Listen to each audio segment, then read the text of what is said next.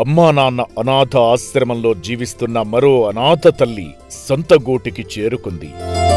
పెద్దపల్లి జిల్లా కలెక్టర్ కోయా శ్రీహర్ష గారి ఆదేశాల మేరకు ఫీల్డ్ రెస్పాన్స్ ఆఫీసర్ స్వర్ణలత గారు 2025 డిసెంబర్ 23న అమ్మా నాన్న అనాథ ఆశ్రమానికి తీసుకురావడం జరిగింది. పెద్దపల్లి జిల్లా కలెక్టర్ కోయా శ్రీహర్ష గారు గత కొన్ని రోజులుగా తోచని స్థితిలో ఒకరు రామగుండంలో గల బి పౌరస్ బస్టాండ్ లో నివాసం ఉంటూ వచ్చిపోయే వాళ్ళ దగ్గర భిక్షాటన చేస్తూ జీవనం కొనసాగిస్తూ ఉన్నారని మాకు సమాచారం తెలియడంతో వారిద్దరిని ఇక్కడ అమ్మా నాన్న ఆశ్రమంలో చేర్పించడానికి తీసుకురావడం జరిగిందండి.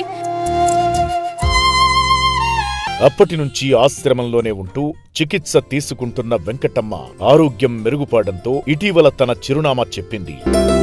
ఆశ్రమ వ్యవస్థాపకులు శ్రీశంకర గురూజీ సూచనల మేరకు కుటుంబానికి అప్పగించేందుకు సిబ్బంది ఏప్రిల్ 19, 2026న రామగుండంలోని తన కూతురి నివాసానికి తీసుకువెళ్లారు. ఇదేనమ్మా ఇల్లు?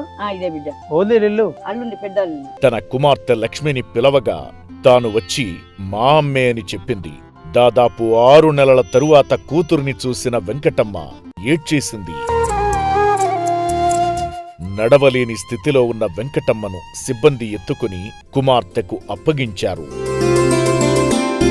నా పేరు కొట్టె లక్ష్మి. ఈ అమ్మ మా అమ్మ. కొన్ని రోజుల నుంచి కనబడలేదు. చౌటుప్పల్లో ఉన్న అనాథాశ్రమం నుంచి అమ్మని తీసుకొచ్చారు. అందరికీ ధన్యవాదాలు. వెంకటమ్మను తన కుమార్తెకు అప్పగిస్తున్నట్లుగా సంతకం పెట్టించుకుని జాగ్రత్తగా ఉండమని వెంకటమ్మకు మంచి చెడ్డా చెప్పారు.